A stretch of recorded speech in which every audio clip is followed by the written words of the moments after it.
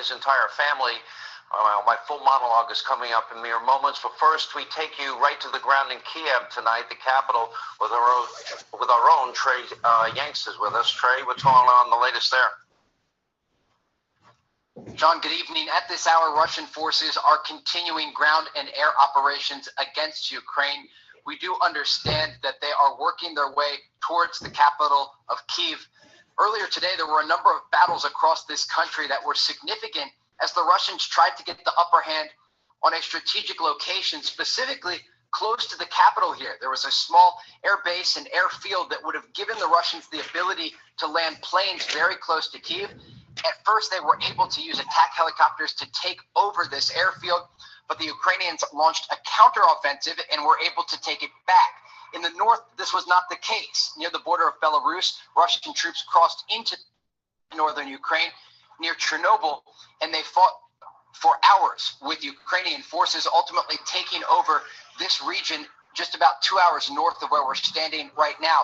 We understand there's continued fighting in Kharkiv, the second largest city in Ukraine, and this as the entire country is bracing for the possibility of Russian troops entering the city. Today, Ukrainian President Volodymyr Zelensky basically told civilians they need to pick up weapons and begin to fight if those troops do enter the city. Right now, martial law is declared across the entire country of Ukraine, and everyone from age 18 to age 60 who is a male is required to fight. They are not allowed to leave the country, according to a new order that's been released by the Foreign Ministry and the President himself. Sean? All right, Trey, thank you tonight. Now let's turn to Lucas Tomlinson, and he is in Western Ukraine tonight. What's going on there, Lucas? Well, Sean, officials say this was some of the fiercest fighting on the European continent since World War II. U.S. officials say the Russians launched over 160 short-range ballistic missiles and cruise missiles across the country. Now, while the bulk of the strikes were in the north, south, and east, there were some airstrikes here in the western part of the country. The mayor of this city saying strikes came outside of the city as well. Now, as Trey mentioned, the Ukrainians are claiming that they annihilated us, not going anywhere. And Sean, that's all we have right now. Right here in Lviv, things are quiet.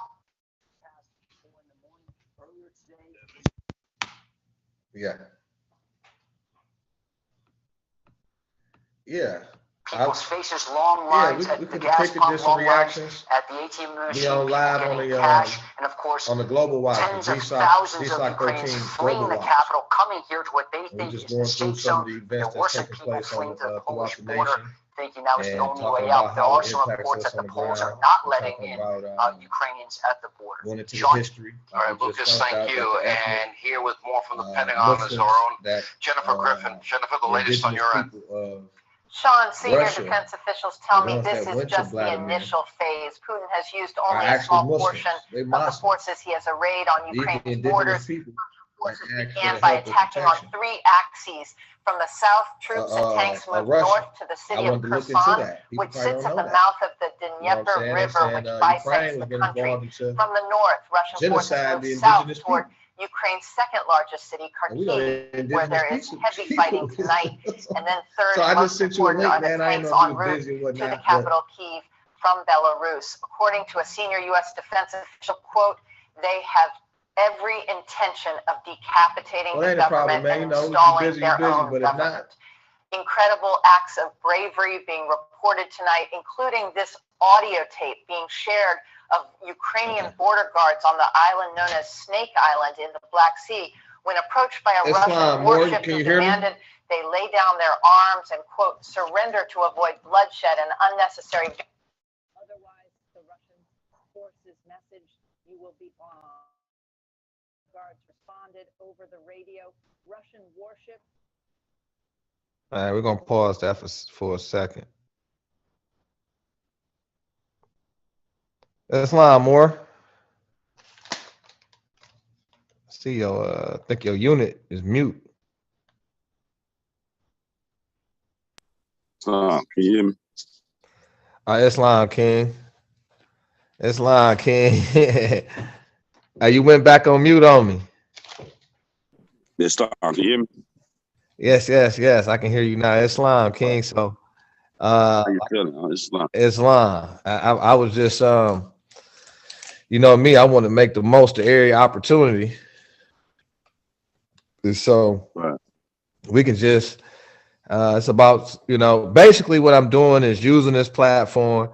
I got a ton of people that tap in, and they depend on our ability to dispense the information and give them reactions and response to for what they need to know and how does the information impact their day-to-day.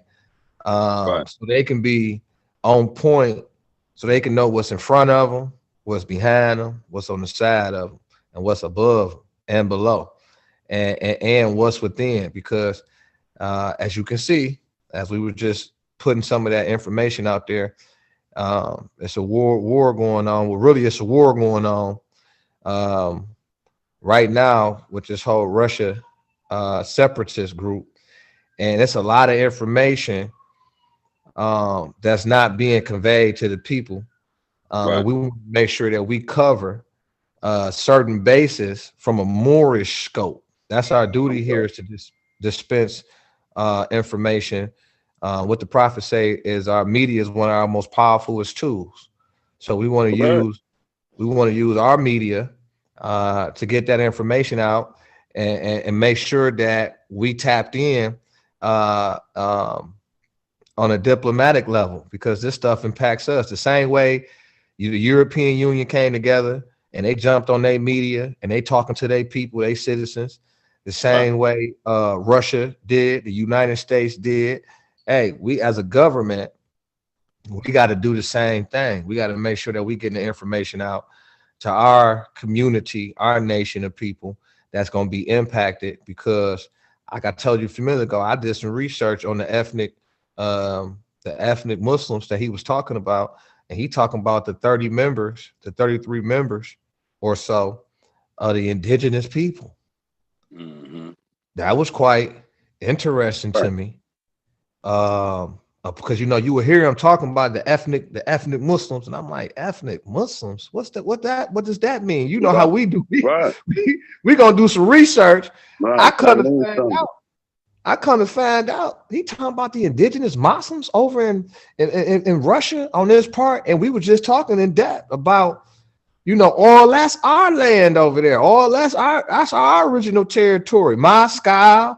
The first Russian book, all that. If you were a student of history, and me, man, it blew my mind. I was almost late to a meeting on election integrity, because I'm out campaigning on all the corruption that we caught via our investigation in the last election, the 2021 election, which stems back to the 2020 election and elections before then. I mean, we got the evidence, and I ain't trying to do anything. I'm out gaining support and building with the different nationalities that's concerned and that has, the resources to help us push that campaign.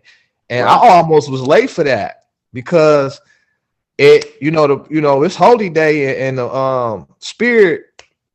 It said, ethnic Muslims. Like, hey man, what are you talking about? Ethnic Muslims? My pineal gland started activating, and I got to Googling and searching. I say, man, they talking about the indigenous people again. Right, again. And then I heard the man Vladimir Putin's speech, and he was talking about he was talking more American science than I see these people talking about. He was talking about, man, look, they stole the election from Trump. That's what he said. He was on TV talking about that. Then they locked up the people who protested against an illegal election. Right. I'm listening to the brother, and I'm saying, wait a minute. The more standing on principle. And then you see they a republic.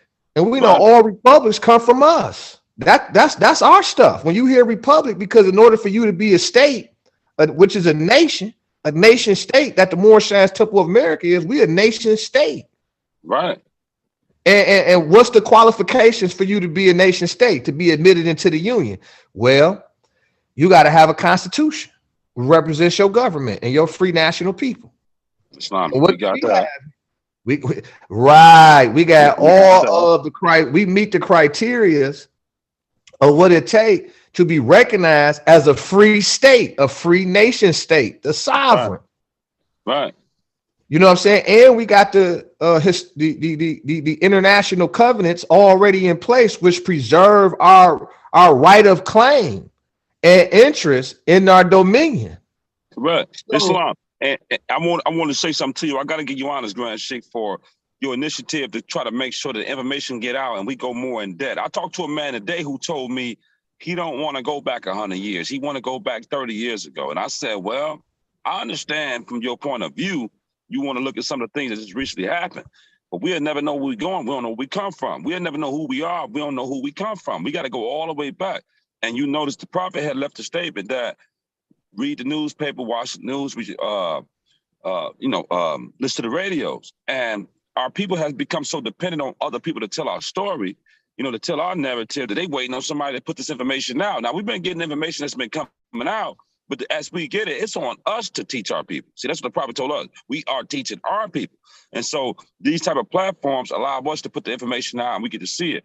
When we look at how they set up Rome and everything with the church, it was based upon how they seen us as a nation then. Church and state separate the religious aspect from divine creed to the people themselves as a body of people. We know everyone may not be holy and divine. So, but that don't stop them from being who they are in the nation and part of our government. And we deal with them, the people that violate laws and so forth. So we got to get on that tip, just like we watching the American government do what they do in our land, but this is a British territory. This is a British government. They're in a foreign land, running a land from afar. We live here and we can't figure it out, but the prophet did say he's going to leave the Europeans here long enough to teach us. And so we need to be focused. Like I said, like your focus is very great. I do a lot of different things and I don't ever call myself too busy for nothing. This is what we need. And like I say, I'm with you 100%. We're going to try to push the platform. I'm going to do what I do. You do what you do. And we just stay on the same page, stay abreast, and we can get more people involved. I would like to, like I say, share the link. Had I known it was coming out, I would have got some more people on here so we can get some other perspectives, younger Moors and so forth. But we need to be able to tell our narrative and pay attention to the signs and symbols. See, really what we're looking for is going on in the world. We know everybody's seeking peace. It's only one way it's going to be obtained. We know that. We just looking at it. And this is the okay, so I've been out traveling, right? I've been out doing my little with the DoorDash piece, and it allowed me to see, like I'm waking up with the sun, and I'm going to sleep with the moon, but I'm catching them rising and rotating at the same time in this full blossom. And the first thing come to my mind is, whoa, wait a minute. That's signs and symbols for the conscious mind. So it say, pay close attention to the energies and then make the connection, right? Make the connection and then articulate that to the people. So what's going on right now? We see the connection. We caught the connection because you got to think, I just left out my meeting with the big election integrity groups and their leadership. And it was crazy because I was sitting in front of the, doing what I'm doing right now, doing my diplomacy thing. And I'm meeting with trying to focus on meeting with the heads of state, trying to get everybody, excuse my language, but getting everybody on this because this a more convenient way for you to reach out to your state representatives, your elected officials within the community, and they're more willing to meet with you via Zoom and hear what you're talking about, et cetera, et cetera, et cetera. So I'm doing this part of reestablishing Charter Temple number 13 of the Moorish Science Temple of America. And making sure it's connected to the entire planet, first starting right here within our jurisdiction, and then starting inwards and then spreading outwards. And so while I'm doing that, the prophet say, hold on, I need you to, the spirit, whatever, how you want to call it. But he say, look, I need you to turn this way for me. Just turn over here, pay attention to this too, because there's something happening right here. And so here it is, I'm chilling, and I turned over here and sure enough, it was levels of corruption that was going on, and it was brought right here to my table, to the prophet's table, to the Moorish Science Temple, right here, right where I'm at now. It was brought to the table, and I was in the middle of my first ever brokering a peace treaty between Eternal Affairs of the city of Pontiac with special interest persons, leaders, and elected officials. And my first time ever brokering a peace treaty. I kind of felt like Donald Trump was when he got the peace in the Middle East done. It was, and cause that's who I've been watching, and I'm like, wow, here it is. I never spoke on that, but I know you're a big Donald Trump fan, right? I never told you that. I'm with him too, man, because the reason why I had to like the man is that he was an American citizen and he used his rights to get into the leadership position. He used his money to run his campaign, and when he got there, he started telling us a lot of stuff, man. He said a lot about the Moors. They didn't hear him. Yeah. He told them that if you don't learn your history, you'll be back in slavery. They said he can't put us in slavery. They was mad at him. He said, no, this is the truth. Yeah. You keep trying to go, you are in the middle of the street talking about Black Lives Matter. Right. In law, no Black Lives Matter nowhere. So you. But look at this. Thought. Look at his name, right? It say, well, Trump. Well, wait a minute. That means trumpet. So we knew that when the Asiatic president came, because if the Europeans be just, what the prophet say, right? You will have an Asiatic president, a European vice president, right? And guess what happened?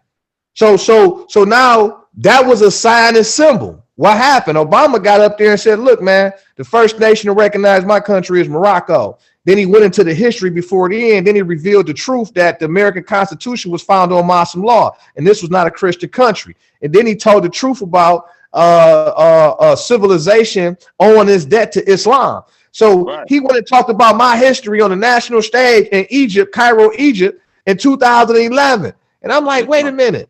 And so I watched every single thing. I even adopted the practice, the customs, the moving forward, the moving about, you know, making sure my etiquette is correct. I watched Obama and the prophet, and I put the two together. Say, you know what? Boom. I stepped in politics full-fold. However, I experienced on the ground the impact of a Democratic leadership in the city of Pontiac. I couldn't quite understand it though, right? Because I got the Obama factor. I'm in my community where I grew up at. My mom, 3-term city school board member. My step-pops, 6 terms, a city council member. So I grew up in a house of doctors, especially with my great-grandparents.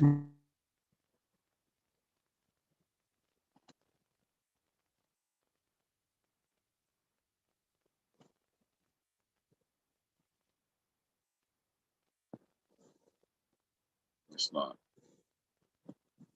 My grandmother and all of the Moorish side of things is on the line. Incredible large amount of pushback from the very same people that raised me up, talking about, hey, brother, go to college. I went to college. I got a scholarship to go to college, right? I went there and got an education. At the same time, I'm an entrepreneur. I'm raising my sons. I got a wife. I got a household. I'm developing and raising a household. Then I spread out into the community and gave love, truth, peace, freedom, and justice, and put it into a program form, a comprehensive form, so people can understand and receive these teachings.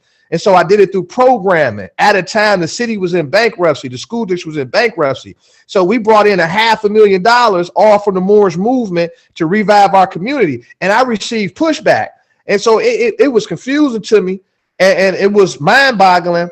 But I kept moving forward because the soldier never knows the strength without a foe. And people didn't know what I was running off of. I'm running off of Moorish science, and there's a place we can meet our lives where? In the heart.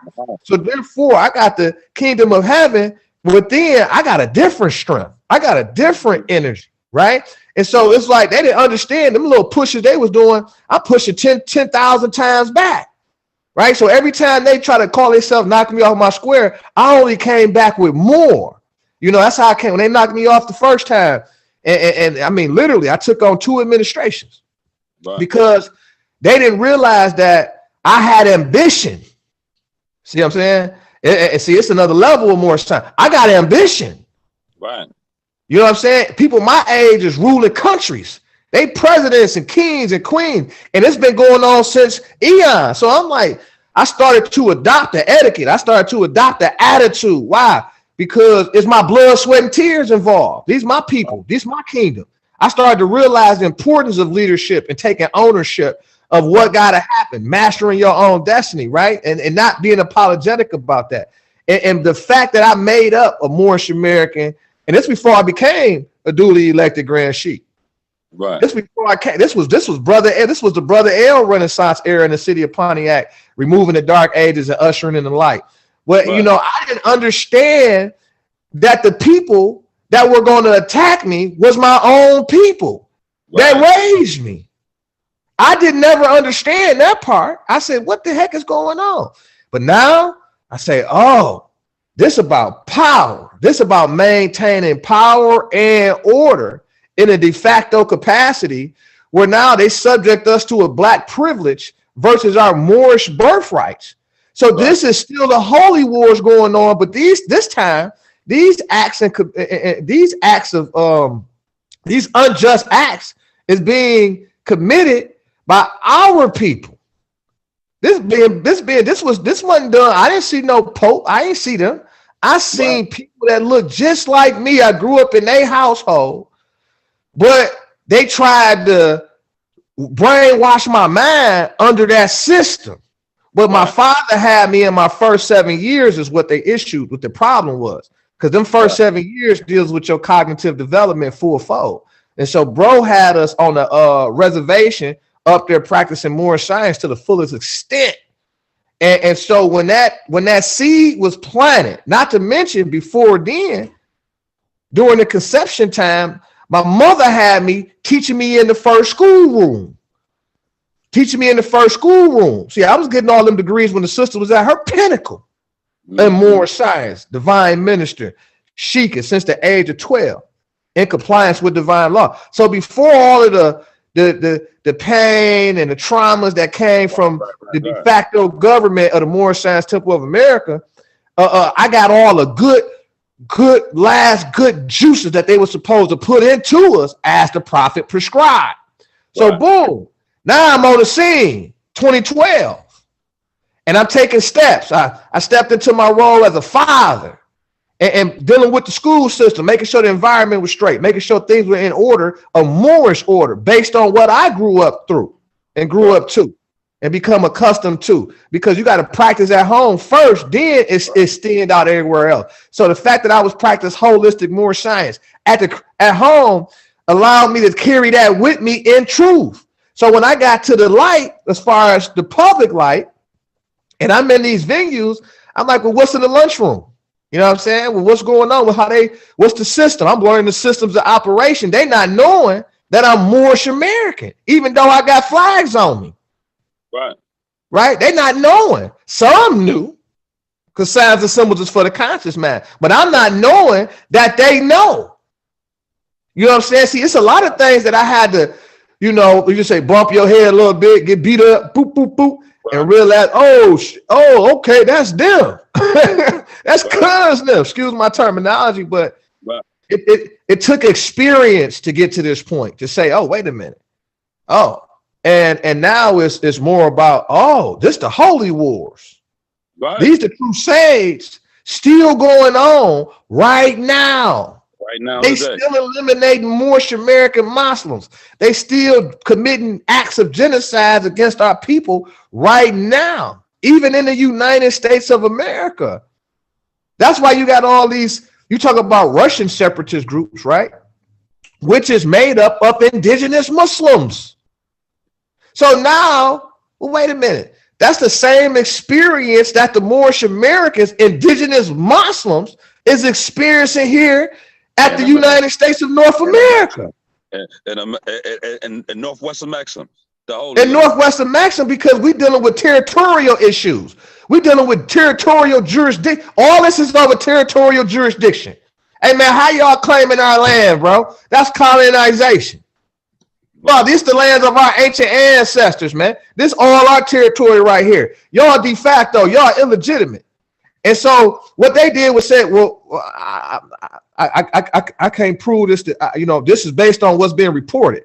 And I'm kind of putting in, like I said, it's important for us to have our narrative out there. Right. Okay. And so what I'm seeing, when they say Russian separatist group, well, who is the Russian separatist group? This is dealing with the territory, Donbass, and it's two different territories. I can't pronounce the names right now. I had it down packed earlier. Okay. But the two territories of the Russian separatists, what they call them Russian-backed separatist group. So instead of calling them a nation, right? They call them, they're being disrespectful to them in the way that they describe them. They saying some Russian-backed separatist groups, when actually they're a nation of indigenous people, man. Muslims. They're indigenous Muslims. Well, wait a minute. Hold on.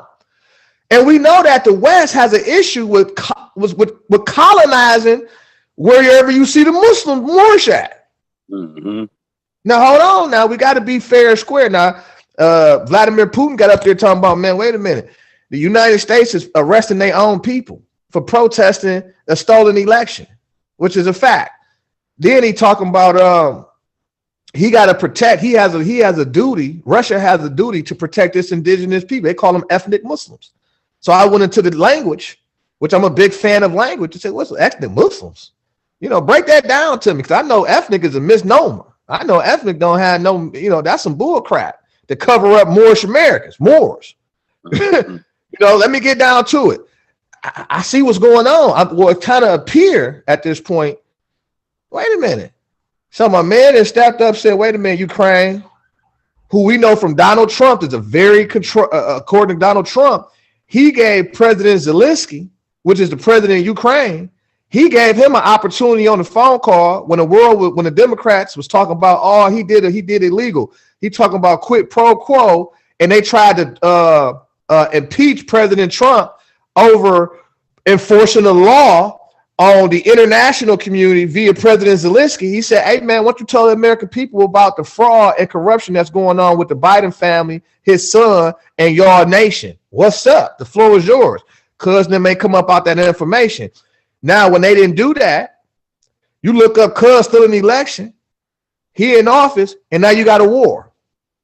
Now your country being invaded because you failed to tell the truth?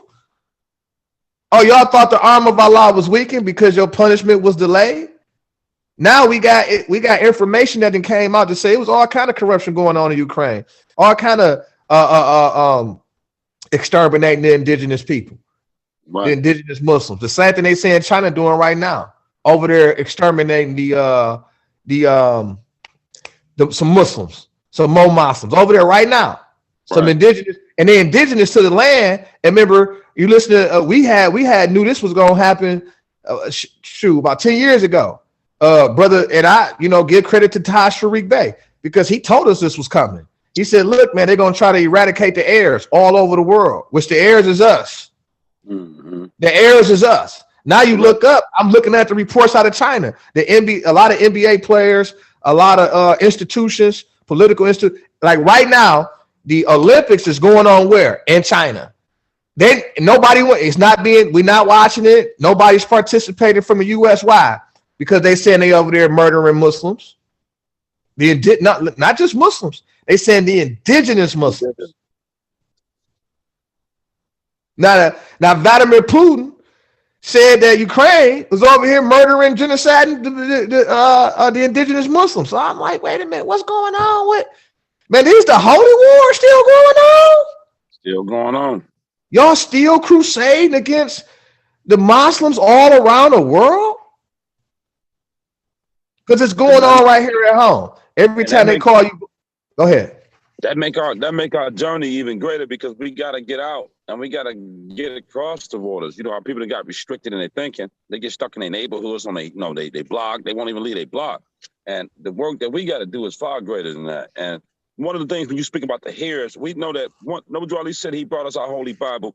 He told us, he brought us the 18 years, the missing years that was from our Holy Bible. So a lot of the information that they going off of that we don't understand how they done built their houses up, it's all for the information that got you all through it. And we are the heirs. Paul founded the church for the European nations, so they may become joint heirs with us. And they can inherit some things in the kingdom of God because they was heathen people. And if you go back to some of your ancestors, like Daniel's days, when King Daniel was the prophet, was talking to the king, they was over to him and his 3 wise men, and they was trying to get them to change how they was living, start worshiping gold and so forth. And he spoke about these times. And every time we start looking at it, he starts speaking about them cursed generations, that first and second generation under curses. And he said, you would know the curse is over because you're going to have 10 wicked kings. Now, I want to make it clear to you that I didn't understand it at first, but I remember when Israel asked for their first king, it was a guy named Saul. He came in to rule God's people, but he wasn't a godly man. So when you start talking about corrupt government, Allah had to step in and change that. He had to move him. He asked Jesse to get his son, King David, ready and brought him in to rule for God's people. So just like that, you see, if you ain't a man of God, you shouldn't even be trying to step into no leadership because you're going to be dealing with more things and you got to live right and be right. But one of the things that Daniel told him is that second generation, they're going to know the curse is over. They'll know when the third generation's here because they're going to have 10 wicked kings. And one thing King Solomon says, nothing new on the sun. Everything repeats itself. History constantly repeats. So we back in the last day again. We've been here before. You know, it was the last day when Moses showed up. It was the last day when Isaiah and them showed up, when Jeremiah showed up. It was the same time the prophet came in, kindred spirit. And so if you count the presidents out from John F. Kennedy, which he don't count because he helped Martin Luther King. See, Martin Luther King was born on January the 15th, 1929, the day of our warning. And he was a messenger of hope. We know that the man had came to bring us our faith. He had brought us the truth, the things that we know now. That's how we got in tune through Noble Drew Ali. We didn't even know where we came from. We just thought we just popped up, sprouted in mushroom plants next to on one of the plantations. We just came up as a mushroom plant out of nowhere. Facts. And Noble Drew Ali said, no, sir, you came from here. You've been all around the world. You'd have been everywhere. He tied us into everything that we can feel so beautiful. And you look up, I want you to know that although I was a fan of seeing a brother like Barack Obama go into office, I know that Allah wouldn't have been pleased with his works. And so he constitutes also as the 9th president after the death of Martin Luther King. So he was the Asiatic, and he did have an assistant that was a European. Now, Trump administration didn't have an Asiatic as an assistant, but he said the Europeans really be just to have a European president and an Asiatic vice president. And so when I got to that, I thought Trump was going to win again, but Allah said it's not that time. We was going into 2021, man. This is the age we in, the 21st century. So he was let us know, no, that was a short stay, but that 4 years he did, the number 4 is angelic. He revealed some things for us, told us some things. On his way out the door, he was talking about the Moroccan treaty and all that. He said a lot of things. Now, was his heart pure? Nah, I can't say that. He had bad intentions. He got some racists in him. You know, he got a lot of things he deal with. But that's his issue. You know what I'm saying? That ain't something I'm going to be mad about. But what he did, Well, I gotta say this, and on truth, you know, all that's what they portray to the people. The same way they said, "Oh, Brother Ill's a troublemaker. Oh, Brother Ill stole some money from the kids." I'm the financiers. I'm the financer, though. I would be the oligarch, meaning the money. Everything I did, I put my own money up. So there is no stealing. You can't steal your own money. But as long as we don't have these platforms where we able to get our truth out, get the truth out, get the narrative out, then someone else has the ability to shape the narrative and to have the public opinion be negative towards our positive work that we do, right?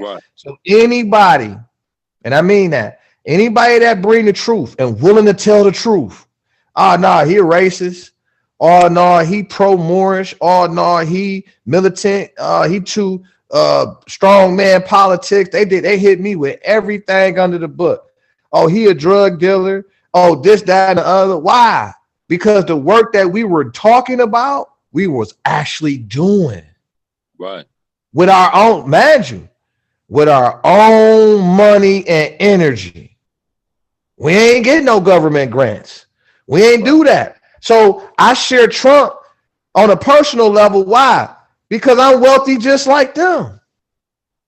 I have an abundance of wealth. Well, how we get the work done? It got to be financed. How we get the work done, right? And so people can't stomach that because they need you to come to them. Oh, man, that's where the compromise start at, right? So now you take some bread from them. They want a house.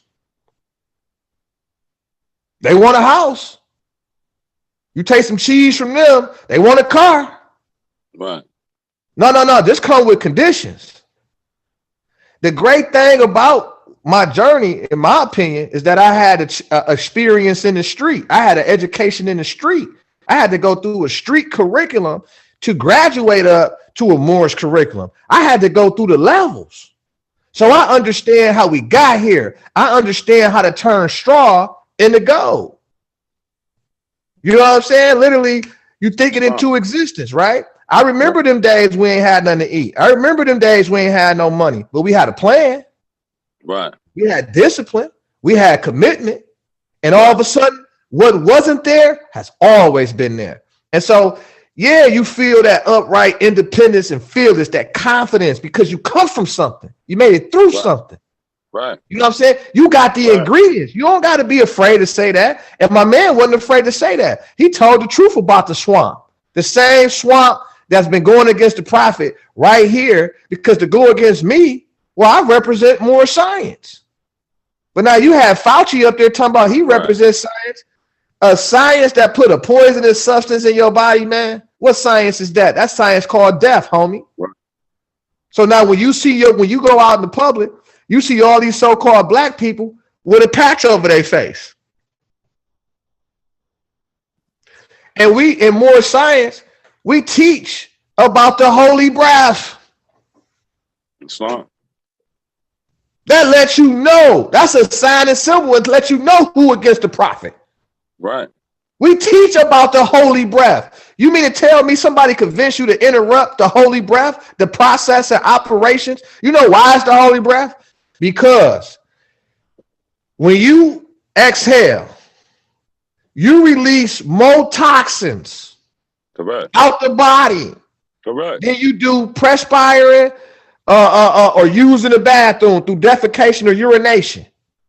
Just by breathing out, just by exhaling. Them carbon monoxide. You mean to tell me somebody convinced you to interrupt Allah's operation, natural operation of the human body? What are you talking about? That's suffocation. You suffocating yourself with toxins. So they're getting you to kill yourself based on lack of knowledge of who you are. You are science, right? And all they did was scared you. All they did was scared you. Well, death is no enemy to man. The cause of death is always for the best. What happened to the science? I challenge them all on their merits in leadership. What happened to the science? What do you mean there was an interruption of the Moorish movement based on Fauci? Hey, Fauci ain't no Muslim. He ain't talking about no Islamism. I don't want to hear nothing he talking about. I want to hear what the prophet talking about. The prophet called everybody out. He said, this lawful day should have come if y'all don't get y'all act together in this government amongst my people. So what are we talking about here? Now he said, I'm going to lead them here, like you said, I'm going to lead them here long enough to teach you government. I'm going to make them tell you the truth. Now you look up, hey man, they talking about more science all over the planet. Why? That's the only thing they talk about. That's our estate. That's what was left out this story. It was left out for a reason. It's time to put this part back in there. That's our estate, Moors. That's our estate in Moscow. It wasn't always called Moscow. What's the original name of Russia? Huh? Let's start to pull back all these delusions. That's what the prophet say. Ain't life but a series of delusions? I said, man, this brother was a mastermind. It definitely was. This brother was a mastermind. I went into the research, and guess what? Guess who they dressed like? Guess who they dressed like over in Moscow? The prophet. That's how them buildings look over there. Them temples. Them Islamic temples, Moors. I said, wait a minute. What is my idea? Why are they revealing this to me, man? Hey, man. Oh, my goodness. They revealing so many degrees right now. And I tell all Moorish Americans, if you still listening to somebody, man, and you ain't doing your own research, at this point, you enslaving yourself. Islam. Because the one that seeks it gonna get it because it's right there for you to get. It's right there. And it's not for you to get and go in the corner and pat yourself on the back or, you know, not do nothing. It's for you to get so you can take your place amongst the affairs of men. Because now you're saying to yourself, well, I'm Moorish American. I'm a peace officer. That's what Moorish American really means. You an officer of divine law. Mind you got to go back into the Crusades to even understand what we're talking about, cuz. Excuse my language, but you got to go back into history. Right. You got to go learn about the Spanish Inquisition, the Battle of Tours, the Christian Crusade. Right. You got to go back into slavery. What caused slavery? Who started slavery? Where did slavery begin at? It started with us. We got to go back into the 1st century and beyond. We got to go back, like you told my man earlier. How you ain't gonna want to go 100? I want to go 100 billion years back. That's how serious this is, man. When my ancestors created the solar system, man. What you talking about? We can go even more in depth than that. Right. It was a time we was here before the light. You talking about? That's why his prophet say, time never was when man was not. Never was. Say Prophet Noble Drew Ali was sent to the planet to bring the true and divine creed of Islam. I say, wait a minute. He was sent to the planet. Did anybody else hear this, man? He was sent to the planet. They keep thinking about spaceships. Your mother's a spaceship. Your mother's a Stargate. You gotta know about the body. You gotta know about you gotta know what's going on. And if you out the loop, you out the lunch, you enslaved right now. Sit up here talking. You on your land. You in Moabite dominion. Guaranteed 110%, man. Wow. 100. The first act. Where the first nothing to discuss about that. Nothing to discuss about that. There is nothing to discuss. The black Christian codes. I got a chance to see how they was trying to go at the Jews and keep them in the situation. So I was doing some studying yesterday on that too. So yeah. Yeah, and that's what's going on right now. We were talking about child support earlier. Child support is based on the non-custodial party. That's Christian law. Christian law says that if you have a child out of wedlock, well, that's what child support statute says. Title 5 of the Social Security Act. It says you have a child out of wedlock, meaning out of law. And where does this law, where is the foundation of this custom and practice come from? Come from Christian laws. But I'm not a Christian. Correct. We go by Islamic laws. So therefore, you can't even apply Christian laws to Moorish American Muslims. I do hereby declare that you are a Muslim under the divine laws of the Holy Quran and Mecca. Love, truth, peace, freedom, and justice. I am a citizen of the United States of America, man. The USA, Noble Drew Ali, the prophet. You are an heir. And when you go into the Northwest Ordinance of 1787, and which is triggered by the Moroccan Empire Treaty with the United States, Treaty of Peace and Friendship, really of amity and commerce. It tells you right in there you can't even lock up a free man, a Muslim. You can't, because he's dealing with the laws and ancient practices of his ancestors. You can't, that's anything else is colonization, bro. Right. And that's illegal, because in order to get admitted into the state, you got to go from, you got to be recognized as a free state. In order to be recognized as a free state, you got to be a Republican form of government. Man, you got a constitution. And that's Muslim law. So in order to go from a colony to a free state, you got to submit to the will of Allah. Therefore, you have agreed not to infringe upon a Muslim's birthrights. Right.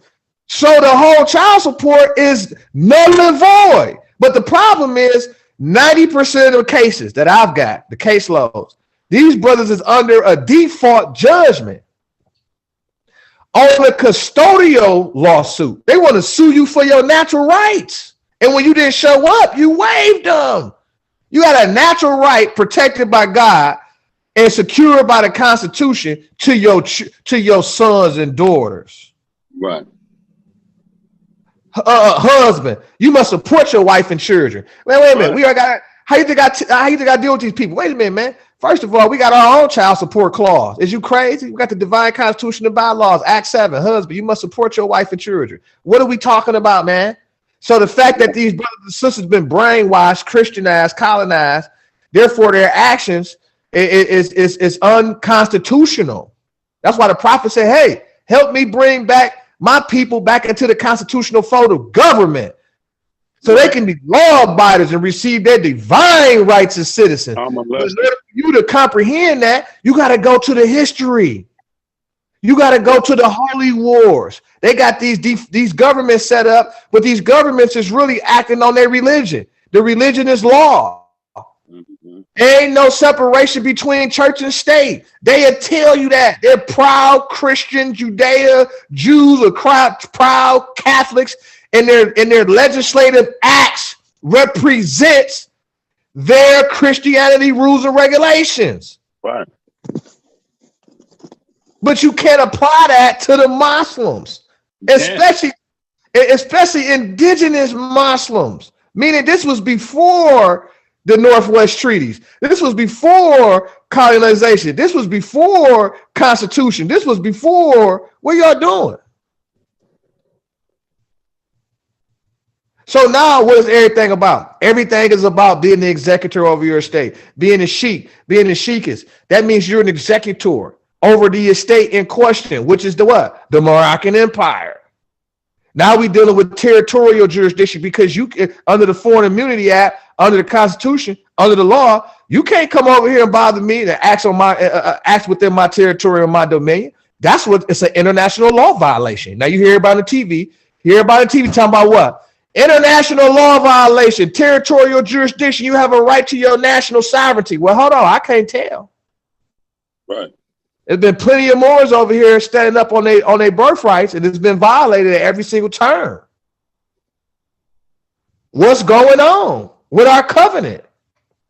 What happened to the law and order? I tell you what happened to the law and order.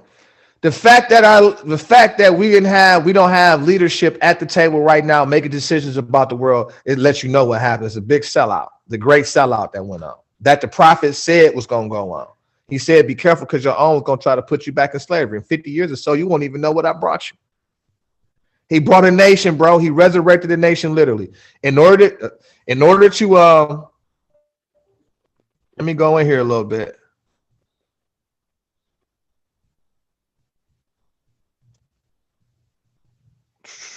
Here goes some of the information I was talking about on the brother Chief Pontiac and what took place in 1763, which led to the Northwest Treaty or the Northwest Ordinance of 1787. Look at the time periods.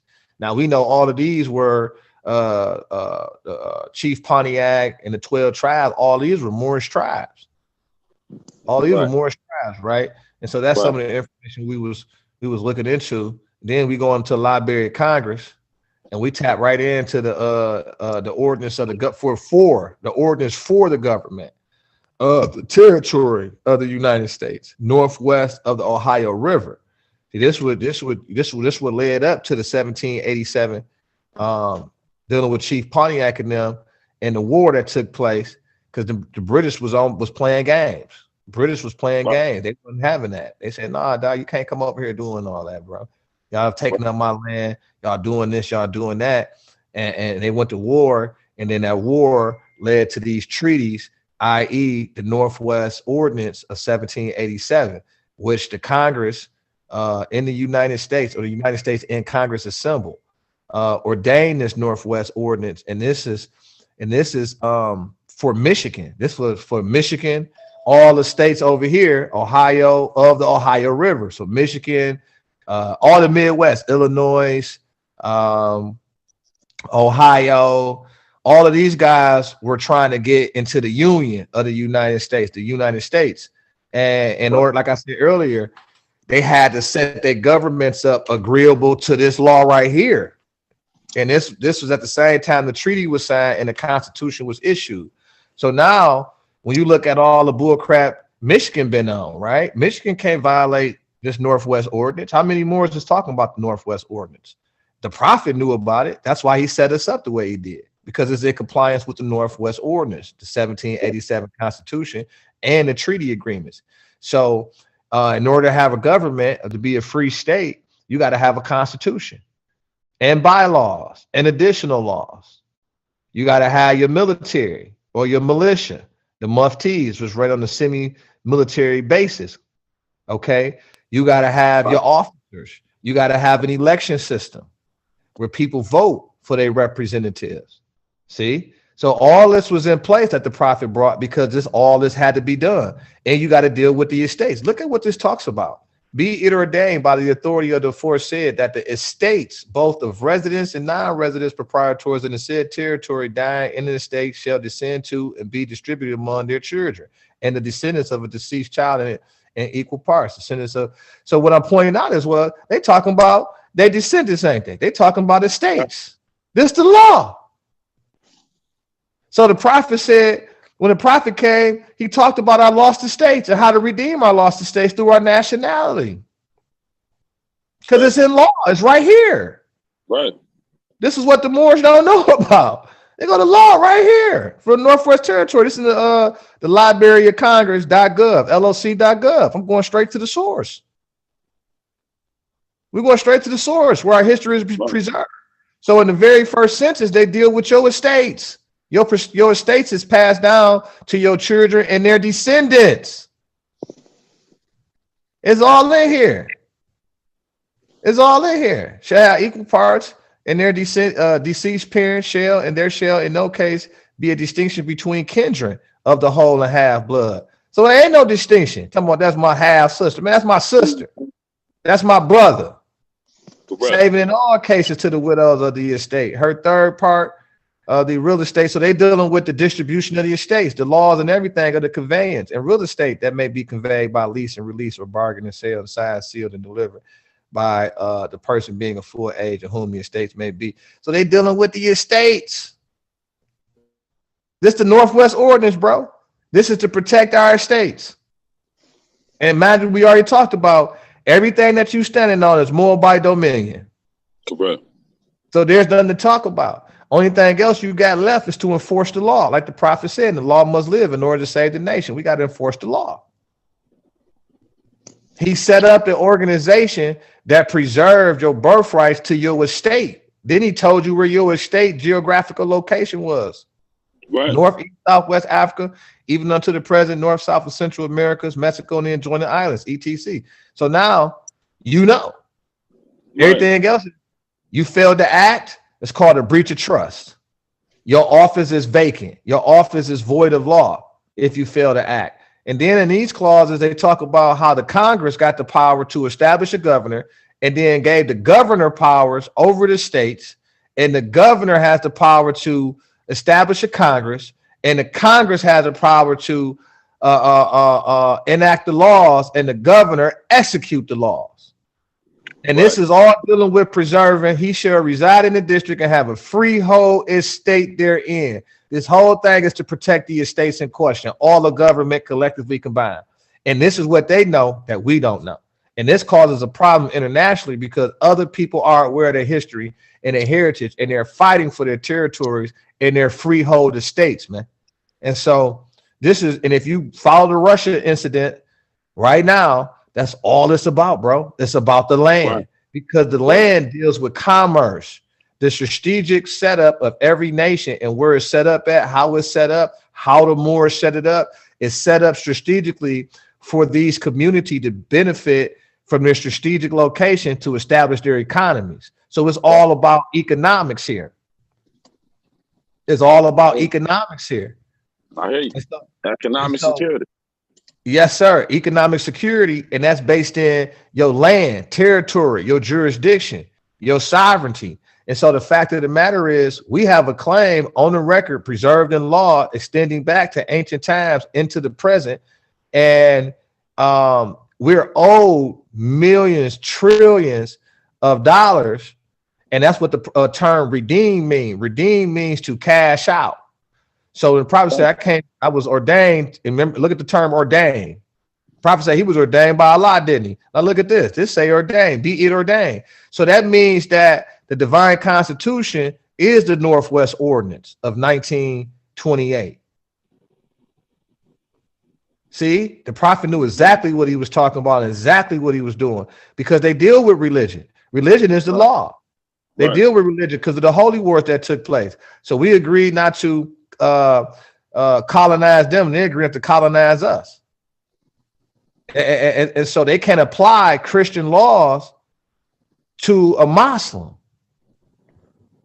And both Muslims and Christians are members of this political community called the United States of America. That's why you got the pyramid on one side and you got the bird on the other, which is both of ours. Jesus was a Moabite. We honor all divine prophets, Jesus, Muhammad, Buddha, and Confucius. Why is that clause in there? Because that means you in compliance with the Northwest Ordinance. Mm-hmm. That's a legal clause. I mean, we ain't warring on nobody's religious belief. We believe in, look at this term here, preservation of the what? Of the peace and good order. And the same. See? So, and they just talk about, they just talk about the duties in here. They're talking about the duties of Congress and how do Congress representatives are selected. It's that government structure, the proper. We're talking about us learning, you know, and understand. Yes, sir. Yes, sir. So this is the part where we learning what? Government. Mm-hmm. And so the prophet brought us government, because organizations, they talk about organizations in this. This is an organization. Michigan's an organization. Michigan's a government. Your business is an organization. Everything you put together and compose is organized. It's organized. And so it talks about articles of incorporation. When they switched it from articles of association, it went from more so being connected to now your business. What kind of business? What's your service? What kind of things you bring? What do you do? And so that you get the license and start whatever business you want to do and do business with the other business in corporate America. You know what I'm saying? So the church is a business, you know, at this point. Yeah. You know, we have a religious business that we attend to in this land. Our organization is religious, spiritual. Now we got to stay on top of these people before they turn the heathens on us again. We see it already. We already see it. You see in the third article, it says religion. It says religion, morality, and knowledge being necessary to good government and the happiness of mankind. Schools and the means of education forever shall be encouraged. Told you. Religion is the Northwest Ordinance, right? Yeah, this is the Northwest Ordinance of 1787. The utmost. And see, now you got to go like when you want to, you know, you got to go like we were talking about the Magna Carta. This has a lot to do with the Magna Carta. That was their constitution. That was a religious constitution. They had to go try to force the king to accept them for having a voice. Basically, being higher than them. Right. Being above them in law. Being above the king. That's why you always got a king and what? And the priest.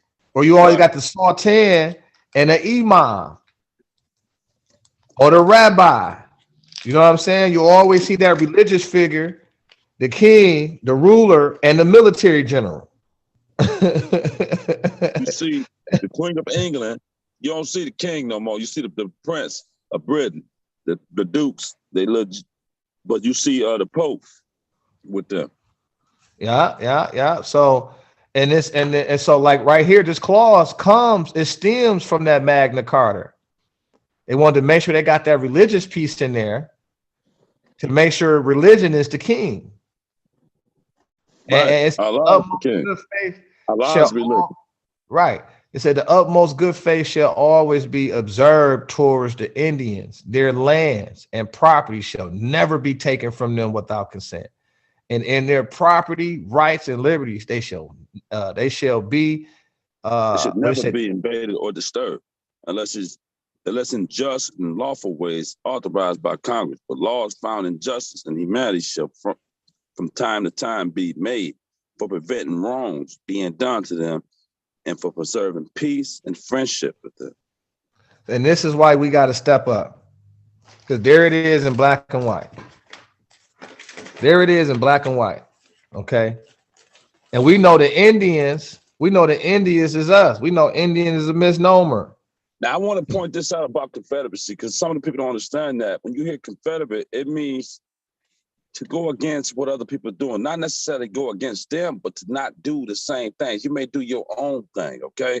So the Confederate States was doing their own thing, and we know what they was doing, okay? But it even spoke in Article 4, the said territory and the states which may be formed therein shall forever remain a part of this Confederacy of the United States. So now we are all united, but yet we're different. That's under the Great Republic. Because we are different. We are different bodies of people. Different. What they say, we are one nation we are many out of one. And new cassette. It's right here, man. Subject to the articles kept fresh, such alteration therein as shall be constitutionally made, and to all the acts and ordinances of the United States and Congress assembled, conformable thereto, the inhabitants and the settlers. That's key. Now, you know, I teach that we are the inhabitants. Who are the inhabitants? And who the settlers? You know, we settled in some land. You know, we settled in these, but we inhabited. But we know that. We know that, and then that's why I say the clause Indian. That's a misnomer. They talking about the Moors. These are Moorish tribes. And one of the things that I want to point out to you again, man, I want to make sure we get on that, man. When they talk about the 5 civilized tribes, you got to remember. I'm right here with you. I'm sitting there. My wife came out. The 5 civilized tribes, as we recognize them, they was of African descent. And so when you start talking about Cherokees, Choctaw, Chickasaw, Creek, Seminole, they knew these people. Seminole meant Ronald Ray Moore. So hold up. So we know Ham went this way. So it was some of Ham's descendants, and they thought it was just like the people that was the West Indies when they went over there to Ham people. But Ham went this way, the same way the Moabites followed. And we know that wherever he went, we were somewhere close by. So let's see what this Moore talking about right here. And then we'll do a reaction to it. Here is Ukraine's foreign minister speaking to Brett Baer earlier tonight as he drove into Ukraine. We are fighting on our soil for our land. And there were many cases in the history of the world where a smaller nation, I'm trying to go to Chicago tomorrow, man. Be at the funeral for Sister Higgins-Bate daughter. My wife in there trying to get it together. She in there working. She came out for a minute, but that's what we kind of just trying to keep building up this love, man. And trying to get to the people and reach the people and show them what love is. Then we can reach them in that truth when they open up to us, man. You know, it ain't just one people. You know, us showing love amongst each other make other people look at you differently. You know what I'm saying? So that's what we learning, and we gonna do it. We gonna have to do it. It'll change the world.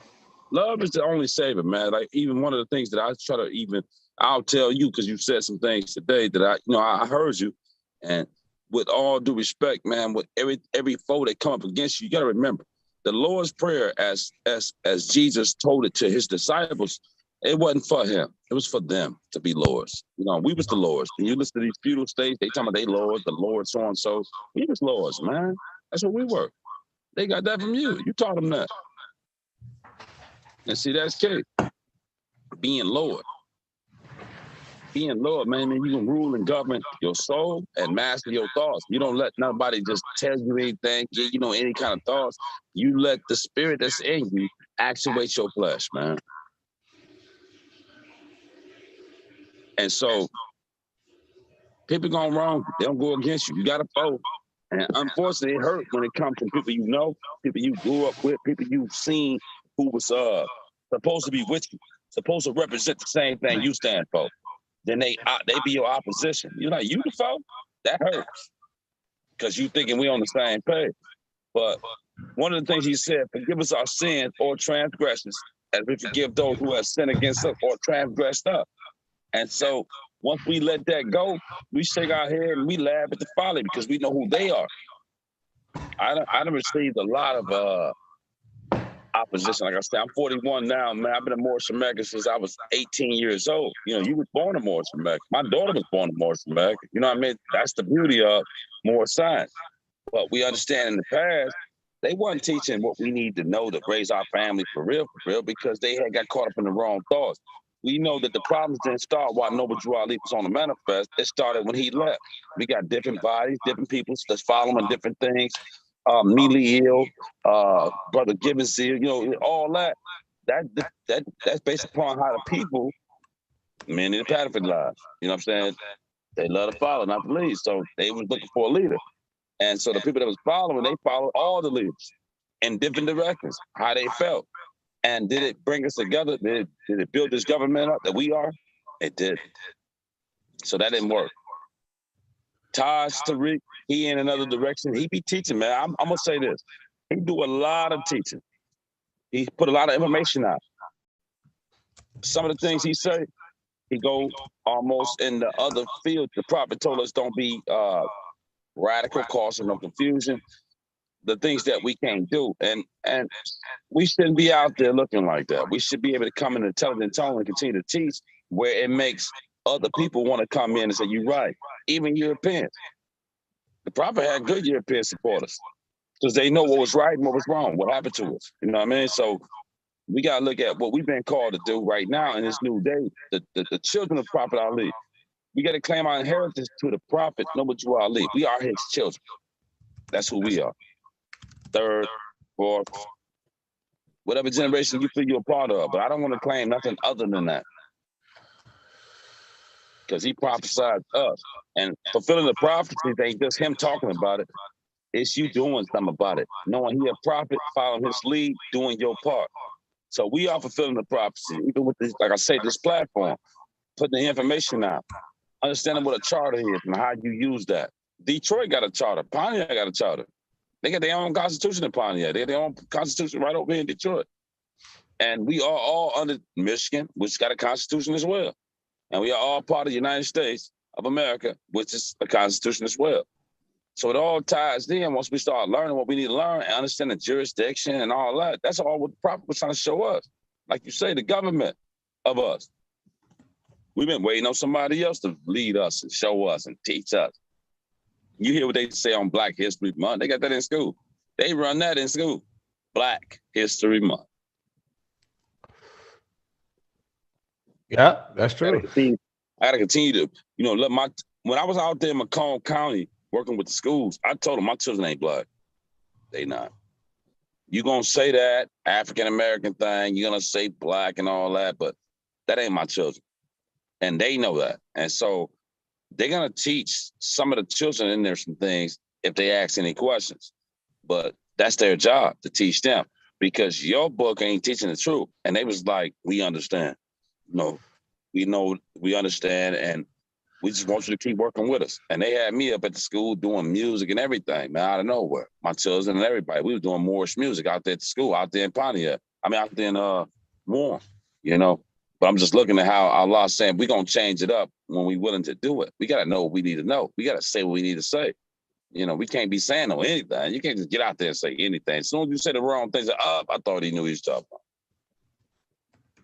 So even with law, these guys can't go into the courts and make no injunctions and do nothing and move, nothing like how Martin Luther King went in there with that Civil Rights Act and how Noble Drew Ali went in there and started this organization. I'm just saying, he had to do some things with the courts. Man, you know what? Can you hear me? I can hear you. Hey, man, you know what amazed me about Martin Luther King? The name Luther. The name Luther and the Lutheran doctrine, bro. Right. Are you familiar with that? That goes back to the Crusades. I'm familiar with it. I said they cold with it. And the thing about it was, his name. I said they cold with it, bro. Michael at birth. Michael. And I don't know what they teach in this MSTFA, but one of the things I realized that the first man was called Michael. He had to be called Michael. There ain't no other thing to talk about. They said that's a DAP information, right? Look at this right here. See how they always put out how they put the information out? They put as baseless claims. So he's saying the invocation serves to justify not just Moscow's action in Ukraine, but also his wider quest for a new. See, that's some other stuff. And so Moscow, another escalation towards possible invasion, blah, blah, blah. What is happening in Donbass today is genocide. President on Tuesday referring to Ukraine's east. See, he was saying it was genocide going on against the indigenous people. Right. And they saying that there was basically a lie, but he's saying he said he brought this issue up 7 years ago. For the last 7 years, he was saying, hey man, they over there killing the people and they keep coming to us talking about we need help. And now he's saying they trying to spin it like dude trying to come in and just take control over somebody else's sovereign territory. But he like, wait a minute, these indigenous people. And they said, y'all exterminating them and they need some help. So they came to the Russian Confederacy for that help. Right. I'm like, wow, this is very interesting. And so now the Confederate can go against the main government, and that's what Confederates do. Now, we could be the new Confederate of today. I ain't even trying to be funny, but I'm just saying that's when you can stand up and say, no, that's not right. Because whoever said they running something, but we realized the Union States ended up winning that battle because of the war. But I'm saying they was going in another direction, but they was dogging us out when they was in the British with the Confederates. But we can come in with a Confederacy, Morris Confederacy. You know what I'm saying? We ain't gonna be going against the grain with the people. We won't be going against the grain of the laws. See, the land following our laws. See, there it is, bro. Look at that. Religious and ethnic minorities. See? That's what had me mad, Bog. I'm like, what they mean by, I know what they usually mean by minorities. They usually talking about trying to say us. They call us minorities. That's a name for us. And I'm like, many more. That's the same name. And I'm like ethnic minorities. I'm like, well, who is the ethnic minorities? And so I go in and I'm like, the indigenous Muslims. I'm like, come on, man. You mean to tell me these are still the holy wars? Wow. You know, we left the Holy Land and went into Mexico because the prophets had already prophesied that land would become one full of wars. So we went somewhere where we can have peace. We got out of there. Joshua made us leave. Some people didn't leave. Like the hood, man. People can't leave the hood. But once we look up, we had to get back in the fight, the good fight. We had to go across the water, man. Go over to the Iberian Peninsula and start making sure that they understood it. Nah. This is the right way. They didn't want to hear that, man. They got tired of us. We was over there for a long time, man. I think we outstayed our welcome, man. Trust me on that. That's what we going through now. We talking about we ruled for like 700 years. They got us in the chokehold. We in 2021, 1492, since they got their last defeat and conquered us. You know, they going like they riding like 700 years. Look at this, Moore. Brother Noble. I told you. Cuz say he brought this out in 92, in December of 92, bro. Hold on one second. I'm trying to share the screen. I don't see it though right now. All right, I got you. Peace.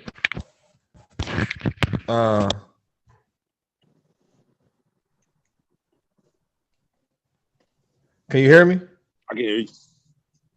Okay, so I'm back. So look what this article say. This was reported by the Times. They said, look, when I was a journalist for the Times in London, in Moscow, in December 92, he said, I saw a printout of a speech by then Russian Foreign Minister Andrei Kovrev, warning that if the West continued to attack vital Russian interests, ignore Russian protests, there would one day be a dangerous backlash. Pro-Western foreign minister Russia has ever had, and he stated in his speech. You share that to your screen?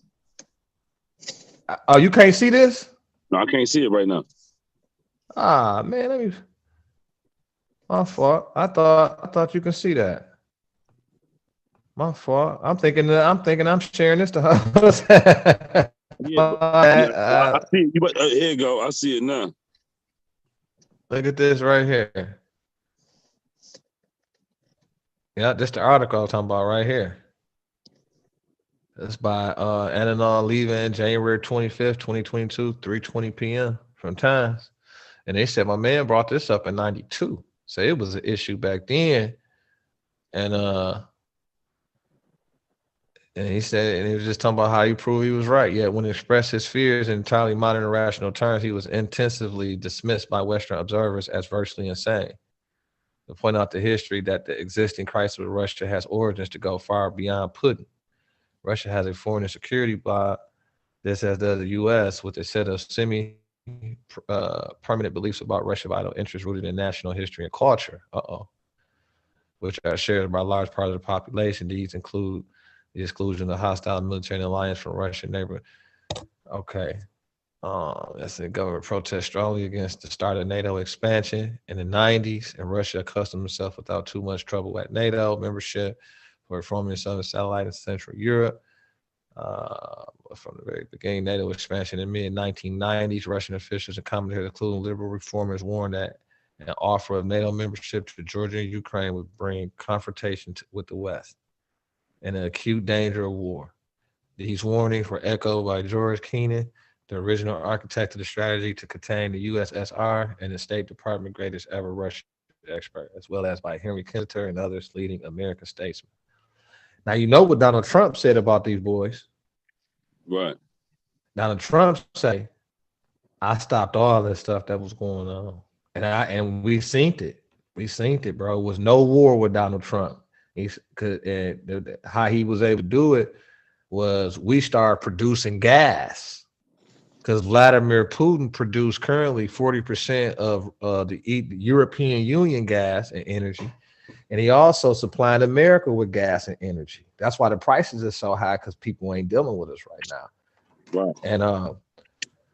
And that's what sent everything to this crisis mode, because now Donald Trump stopped a Nord Stream pipeline. I got some footage on it. I got some evidence to that fact.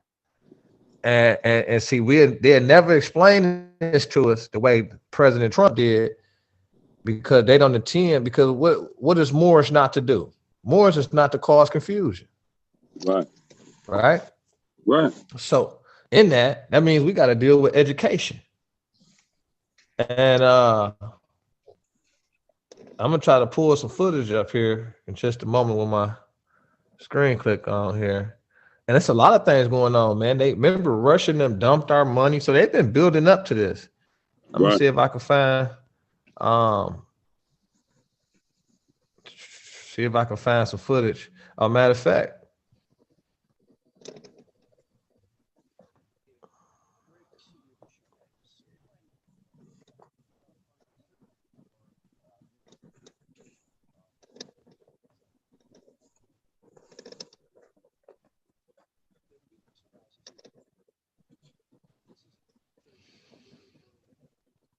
wife want to go right now. She ready to go to Chicago. So you're talking about Nord Stream 2 right here.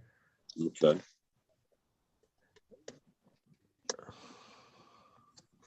See? Okay.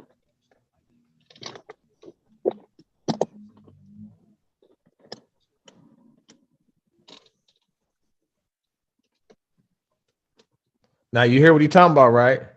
I can't hear him. Turn it up. Can you turn it up?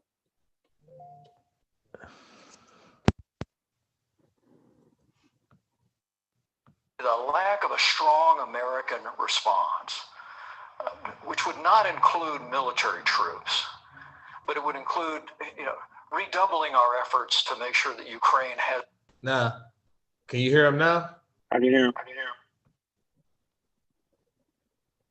And I think also that the military clout of Europe, the economic clout, the political clout, also is helpful dealing with Russia. And we look forward to the meeting in Moscow with President Putin. And I think that leaders are also looking forward to your thoughts about the meeting with President Putin later on. Well, I have to say, I think it's very sad when Germany makes a massive oil and gas deal with Russia, where you're supposed to be guarding against Russia, and Germany goes out and pays billions and billions of dollars a year to Russia.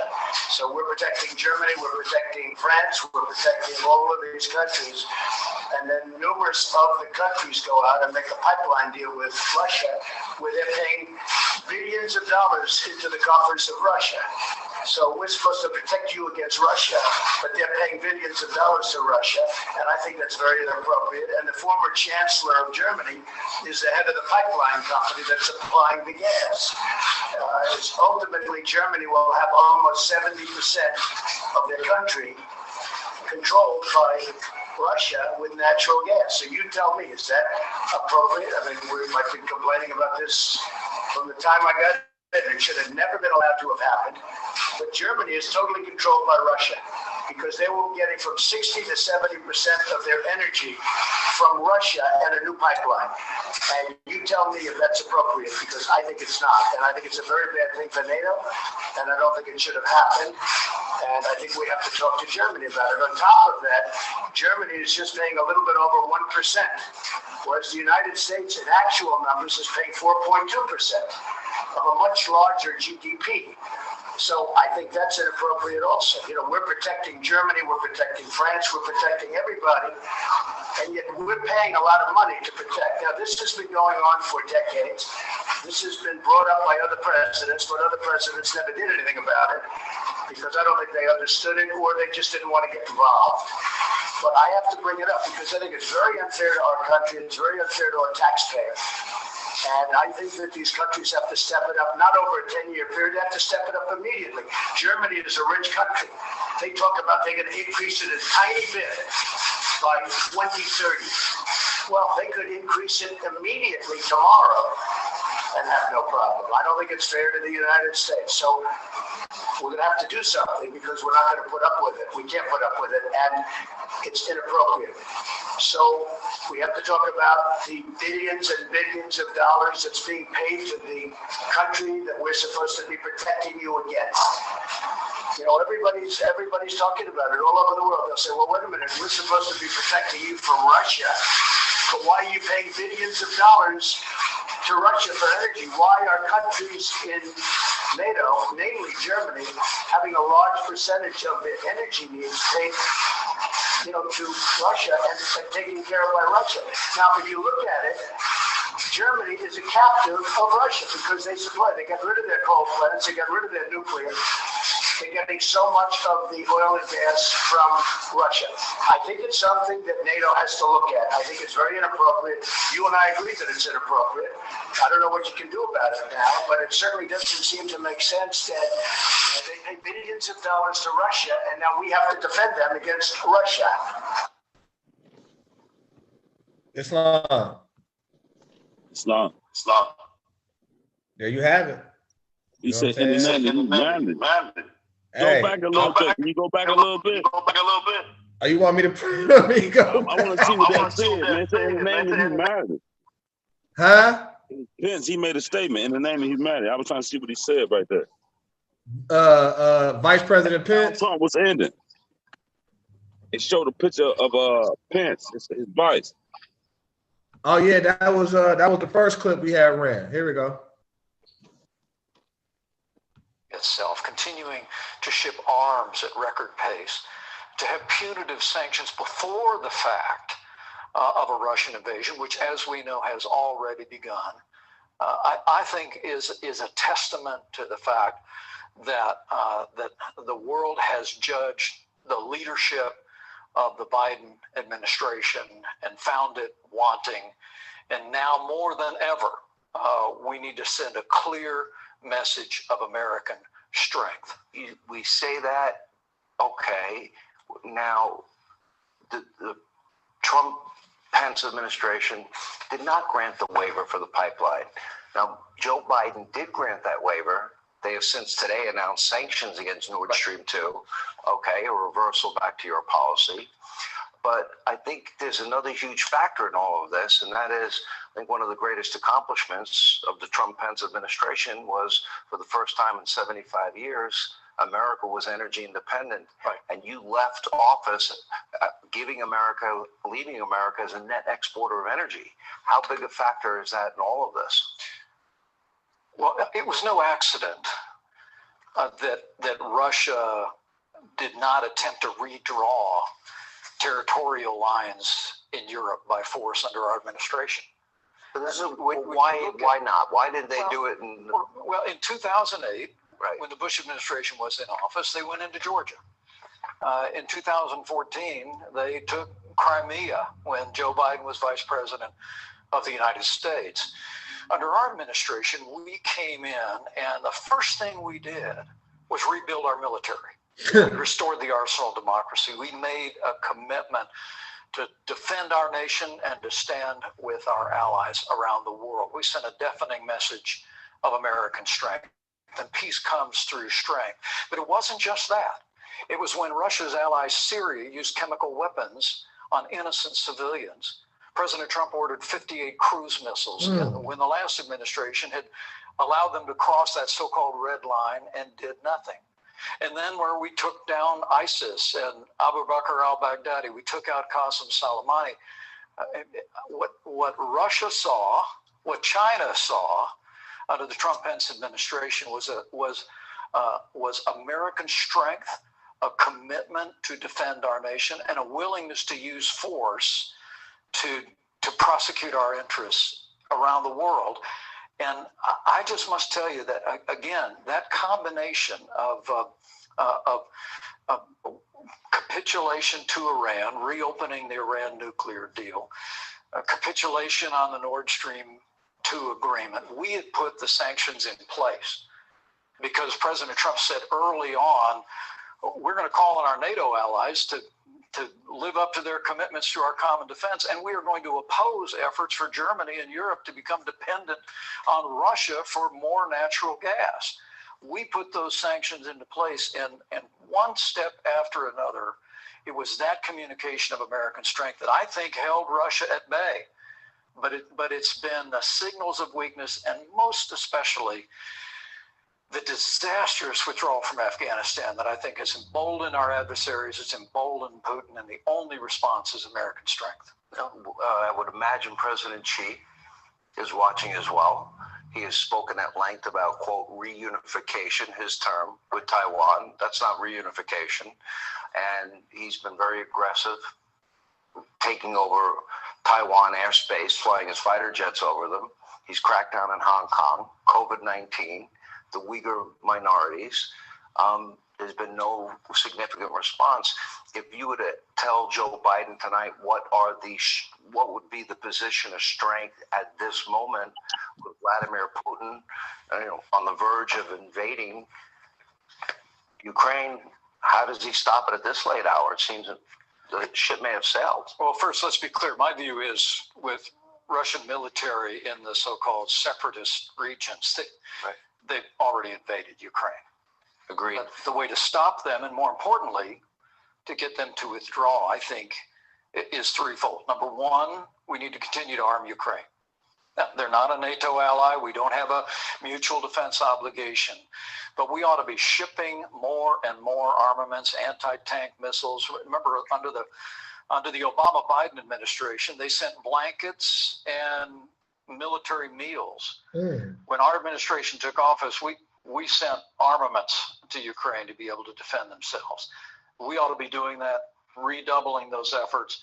Secondly, this initial round of sanctions, weak as it is not enough to stop Putin's ambitions to redraw territorial lines in Europe by force.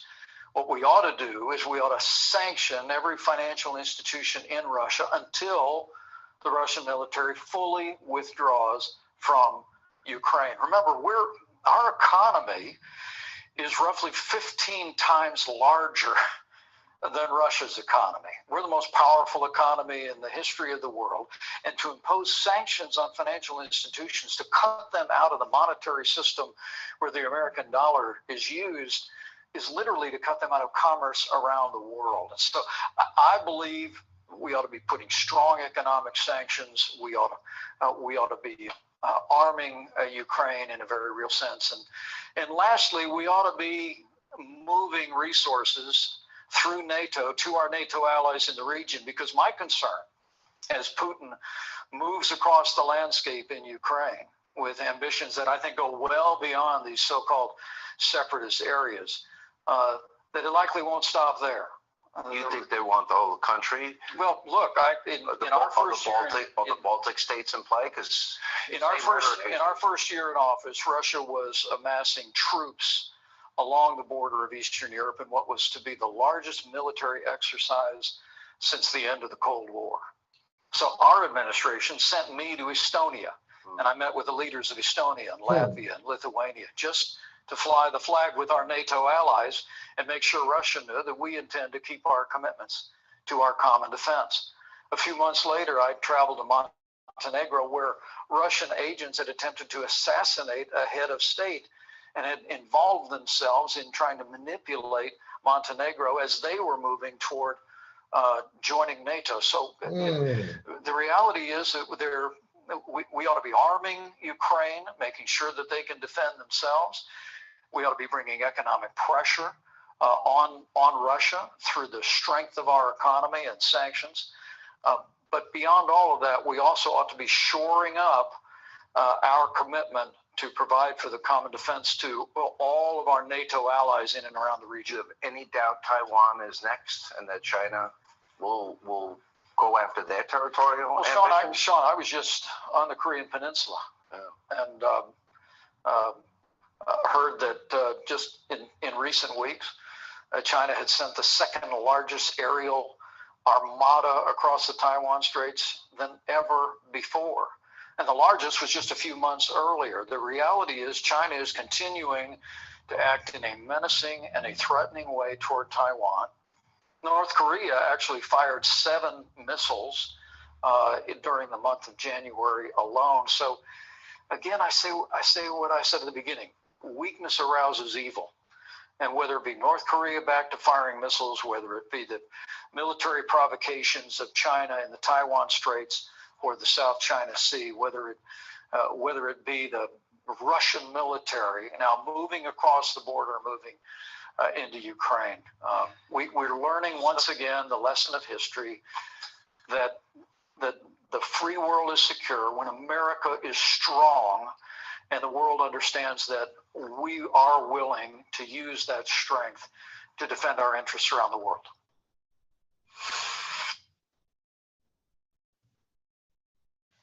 Islam.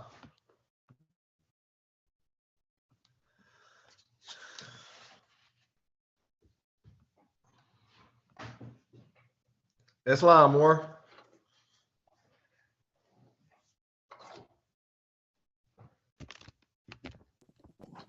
Islam.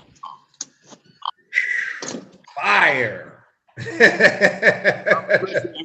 Understand it.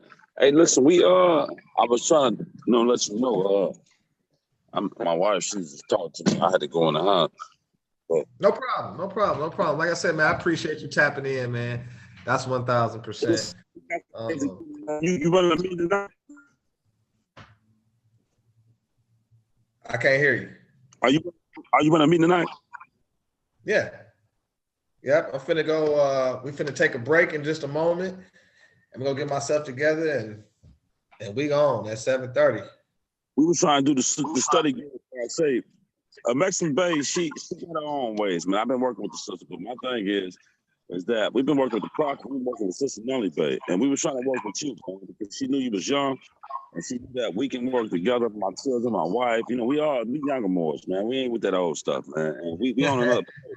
And she had you in mind, man. And I want to bring that together. So if you run a meeting, we was doing a study group to try to build up the temple, and we trying to bring new people in. We got like 2 new Moors that are proclaiming nationality with the study group trying to come in, and we working, man. And I'm telling them that I'm at 13 because that's what it is. You know what I'm saying? It's just bottom line. And so, but I don't want to be like I'm violating the laws or nothing, not making my meeting. You know what I'm saying? We're going to have to tune in with Temple 13. The study group, like I told them, we had set it up. I ain't got a chance to really talk to you, but what they told me, I wasn't feeling that. I gave them some instruction how we need to do that. A couple of days we run our holy days if we're going to do it, with the authorization, and we make sure we make our meetings. We be there. It's physical temples we can visit. You know what I'm saying? We can come in, show, as a visitor from Temple 13 or whatever. But, I already told you, man, we out here with you, man. We working with you, man. And you got the right attitude. The prophet been telling you what to do. You're a younger Moorish American.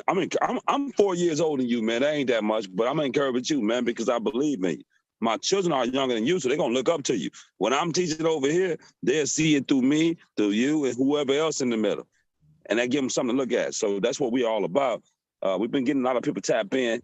Every week we get like a guest out of somewhere. They've been coming, you know what I'm saying? We've been working, But like I say, I've been chairing the meeting for a reason, because I done did all this. Grand Shaking, acting Grand Sheik, acting chairman, acting mufti, acting everything, secretary, acting treasurer. I done did it all inside the institution, the Dismos.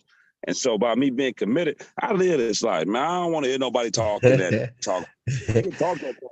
You know what they're about. When they come out and get to see who they are, you get to see them for who they are. You don't get mad at them. You just see, how can I help? And that's what love is all about. And that's why I told you, I'm with you. I like your inhibition, man. I'm feeling your ambition. I'm feeling everything that you focus on, because the prophet told us to change the gears, shift the ethers on them. And so it was based upon what they did that stopped us from getting to where we should have been going. but he didn't promise. He didn't promise the rise back then. They wasn't gonna get it. So now it's on us to be open-minded. You know what I'm saying? Keep our hearts open and keep our thoughts open. You know, it's all about them two things right there. Allah gonna be able to get in there, and we can break this whole thing together, man. I'm telling you, 2017 was rough. 2018 was rough. 2019 was rough, man. I had a lot of opposition. You know what I'm saying? They was killing me. And I'm like, what's up, man? I'm a Morris and Maggie. What the opposition is? Well, listen, man, I sure appreciate you making it on to GSOT13 Global Watch. Well, we here breaking down, monitoring the world events. We're seeing what's going on in real time. We going in the hey, look, we even traveling through time, going backwards and forwards, predicting the future. You know what I mean? And being able to look at the past, examine the record. We examining the record. That's what we just got done doing. This exhibit A, exhibit B. We gonna prosecute based on what? Facts, the truth. That's our second principle. Truth, love, truth, peace, freedom, and justice. So, like I said, this is a platform with this administration is opening it up, because like we're in my community over the last 10 years, I built the trust with them. So they depend on me to dispense information that's comprehensive and factual, things they can work with so they can know what's going on. What I come to learn is that's our duty anyway. We mandated reporters. And so we got to get the information out to the people based in truth. And our perspective is the perspective. Why? Because the prophet taught us how to stay in the middle lane. He taught us how to measure these events based on love, truth, peace, freedom, and justice. And so that's why we use certain material. We say, well, look at this material right here. Let's examine this right here. And then we able to see all of these things like we just got done looking at. Them brothers broke down systematically how they were able to hold the international community accountable. Accountable. President Trump sat there and told. Go ahead. He should be in place of these people we looking at. I respect, like I said, I told you to go back to that video, hear it. But I just want to show you how the government was looking at it. And with Trump and I can't even really be mad at them, man, because I see their focus. First thing he said was to patrol the borders, and they all went against it because they didn't like it. And then they got upset with me about controlling these borders. Yeah, I didn't like that because they were just showing me that they were just against it. They wasn't trying to hear the purpose. Yeah. Your borders, come on, man. That was the first thing. So I was like, why is they going against the brother? Because it was Donald Trump. Hey, let me ask you this, though. Don't you got to protect your borders of your house? You have to, man. You gonna let anybody walk in your house where your children and your wife at? It's a border on the soul plane. It's a border on the spirit plane. You got to protect the temple. You got to protect the prophet. You got to protect your land, your people. You know what I'm saying? So this is common sense. This is common law. I didn't like him, though. My dad voted for Joe Biden. I didn't vote at all. Because but see, the thing is this. This is why it's important for us to have our platform active. Correct. So we able to communicate the information correctly. Because I'll tell you again, while you doing these things, man, I got brothers that I want to bring on and make them be involved and make them understand. Because I ain't saying that I can do that, make them, but I'm saying that's what they want to try to get more information, man. They're trying to see what we need to do. And I be doing my best out here in the community. I get the word to the Moors, to the Christians, whoever. I'm letting them know what we about, what we teaching. And I do have people that I can send a link out to and get them on here with us and let them get make sure they tap. Meanwhile, tell them to tap in at www.msta13gov.com to subscribe. They get weekly newsletters. They're able to follow the uplifting acts of the Morris Science Temple of America, Charter Temple number 13. They can learn how to be a part of ministries. We're looking for volunteers, supporters, donors, active Moors, loyal Moors. Loyal means lawful. So I'm talking about lawful Moors. Following the prophet, the laws the prophet laid down in accordance with our divine laws, love, truth, peace, freedom, and justice. They can also go to Brother El-Bashaw, Brother El-Bashaw, BASHAW, on YouTube. They can tap in on voteprince.org if they want to learn better on how to actively get involved. We transitioning. It's a transitioning period. And so we want to lay down the technological ground infrastructure for you to not only participate like in a Zoom session like this, but also you can know what's going on. You can, if you miss a meeting, you can catch the meetings on there. We always run our meetings on there on the website. We publish the minutes. It's just like the government. It's an organization. And so I brought it out of that dark era where you ain't know what was going on. You gotta make a phone call. No, not with us. You're gonna know. We transparent. We believe in transparency, making sure that people know what's going on, making sure they know where their money going to. Because we got due paying members. Dues is equivalent to paying taxes. So we got people that's contributing the Moorish tax, the Moorish Americans who are in compliance and good standing. They need to be able to ensure that their government has the capacity and capability to ensure their security on all fronts. And so that's what we're here to do. We're here to make sure that this government is actively behaving and conducting itself in the most professional way on behalf of its membership, on behalf of our people. In order, anything opposite of that, we can't be a free state. We can't be a free state. It's impossible. All right. And so that's what we're doing here. And so we calling on all loyal Moors to be a part of the uplifting of fallen humanity. And I'm this way to Temple 13 because we know that with the new on the manifest, it's time for that. So the study group was geared towards trying to, get people on a basic understandings and get them to understand how the temples are operated, what we believe in, our principles, who we are, some basic things to get, try to get them going. But they got to be driven to the temple, man. And that's where I'm at. I'm trying to make sure that they get in the right temples where they fit and they can be used. Some things, if you listen to the way some of the temples are ran with some of the older leaders, they got their own way, they got their customs already set. And when you come in, you might not be so useful as a young Moorish American, but I want to try to motivate them to, get with the brother Prince Miles Hill, because the brother Noor, he owned the things that we own. The new generation was gonna come in with their eyes wide open, like the prophet said. And you one of them boys, man. And I respect that about you, man, because that's what my conflict was. I know you're gonna teach me some things. You younger than me. I look forward to your understanding. I want to hear it, and I want to continue to work with you, man, and build up the temple, man. And we're gonna do that together. The prophet said we was gonna do it. We in covenant.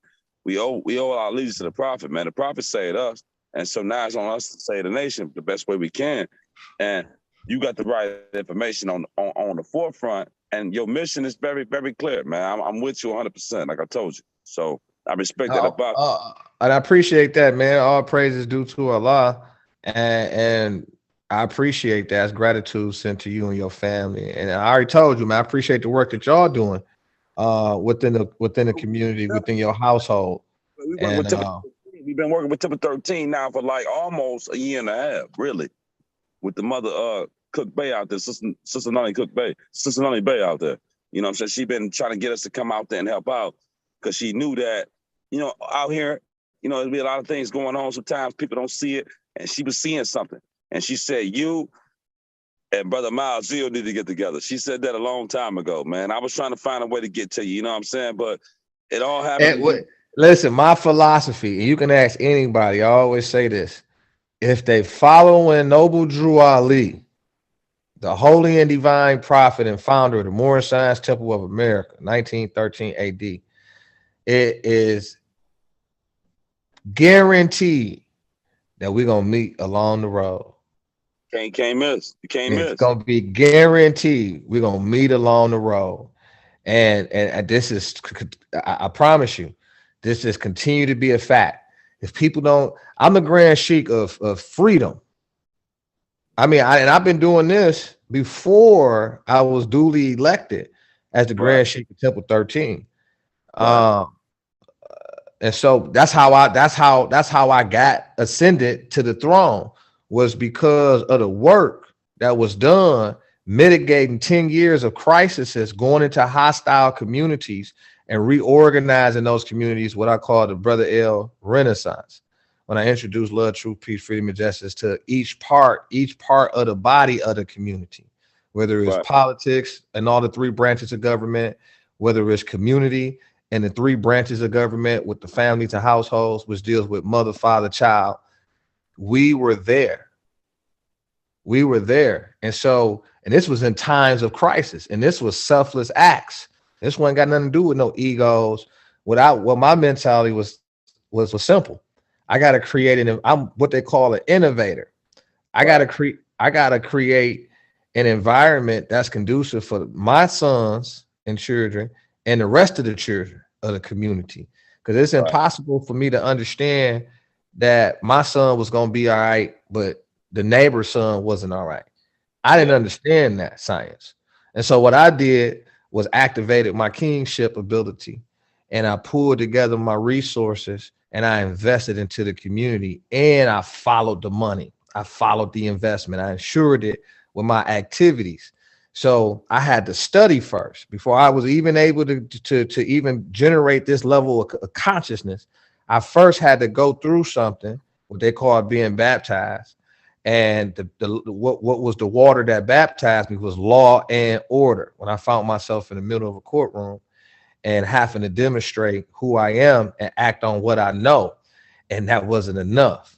But me having a competitive drive, or that spirit of resilienceness, that spirit of Allah, it drove me into a determination focus to learn the law, which was Constitution. Therefore, I had to study and examine and observe the history, which took me right back to the Prophet Noble Drew Ali, which activated a different level. And that's when I took that first step into graduation mode to the next level, because each round go higher and higher. So each round was the court and understanding that level. Then I had to understand the makeup, the infrastructure, which was Constitution. So that drove me into the like I said earlier, the history, then the ancient history, because it keep going, and then it keep going, and then it keep going. And then when I got there, I seen the prophet again. So I said, whoa. Then I did me. And I had to look into who I am. Why? Because I'm Prince Ravanna Miles L, age 1, 1984. Brother P. Miles L. This is your national identification card for the Moorish Science Temple of America and birthright for Moorish Americans, ETC. We honor all divine prophets, Jesus, Muhammad, Buddha, and Confucius.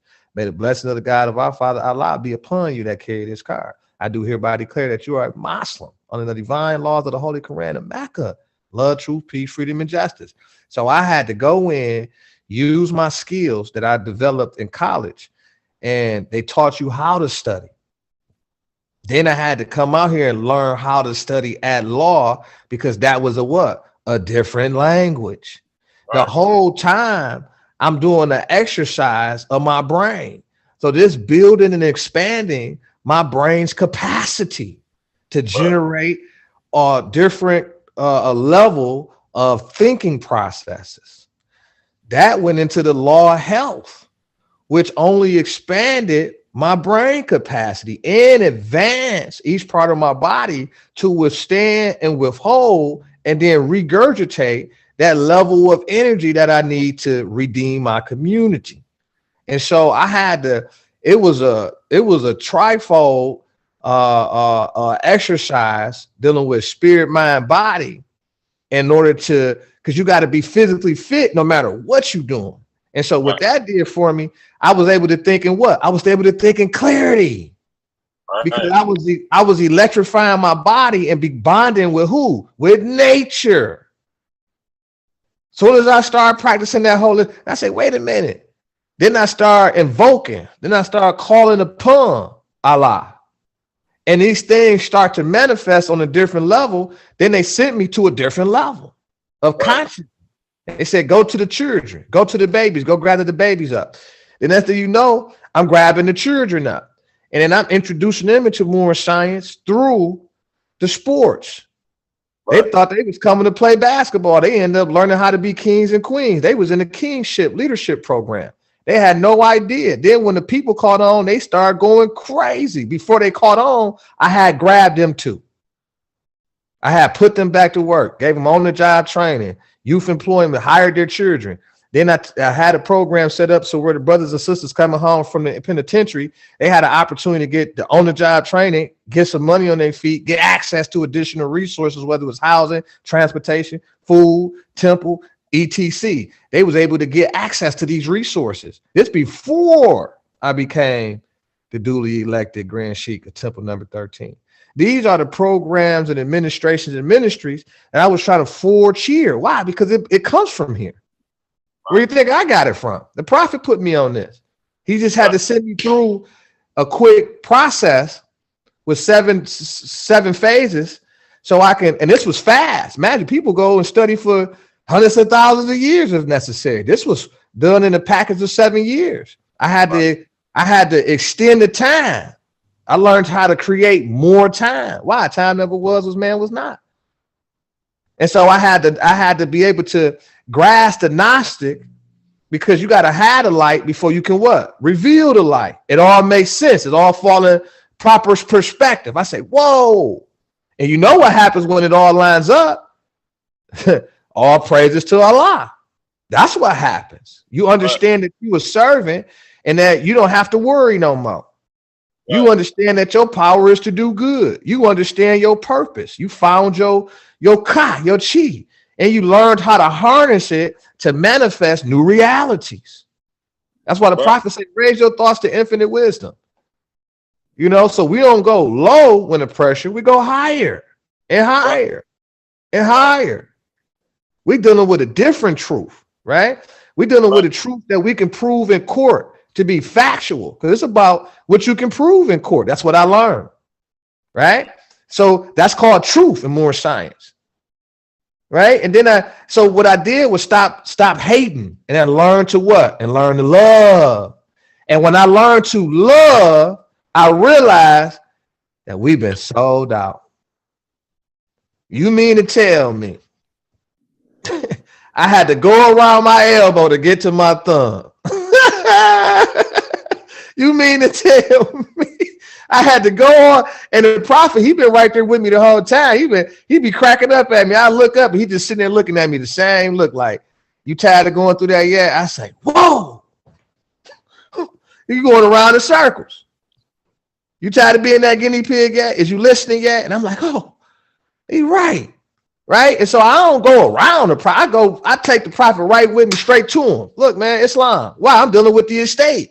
I'm an heir. Another word for estate is inheritance. I'm dealing with my inheritance. I'm an heir to the Moroccan Empire right here. This law. Our authority was declared. Our state's right of claim was filed for the record. See, now I'm dealing with court language, right? Our stuff is under seal. This is a legal document. This is under seal. All rights of publishing of this passed in 1927. This is legal documents. There's a charter right there. You see Canada talking about they violated our charter freedoms, our charter rights. Wait a minute, they go our divine charter right here. What? We here to proclaim our divine rights as citizens. Why? You don't know the history? You don't know about the Crusades, all this stuff about the Holy Wars, to end the Holy War. Hey, look, man, we love Muslims. Well, I don't believe me. Look at the treaty agreement. They Muslims. They're Muslims. Go back in the 1453 Byzantine and then come forward, or go to 1453 Byzantine and then go backwards, and then come back to 1453, then go forward. Right? And so oh my God, this is what the prophet brought. Yes, sir. This is what the prophet brought. Noble Drew Ali, the founder of the Moorish Science Temple of America, 1913 AD, for the uplift and the fall of humanity. How did the prophet begin to teach the people to, how did the prophet, question 16, how did the prophet begin to uplift the Moorish Americans? Themselves. To what? By teaching them to be themselves. Islam. So now what they gonna say? Nah, man, Islam more just like the Russian Americans, just like the other nationals of the earth. Here go my national divine flag. Here come where I'm born at, the flag of freedom, the glory flag. Well, wait a minute, that flag only was authorized to fly based on that constitution, the contract one who submits to the will of Allah. A will is a contract, my man. So is that divine constitution and bylaws, which the prophet told us that this right here is divine covenant has been issued from who? From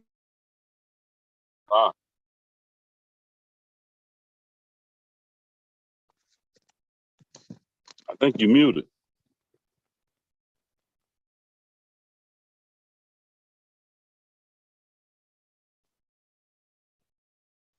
They talking just like I'm talking now. Estate, descendants.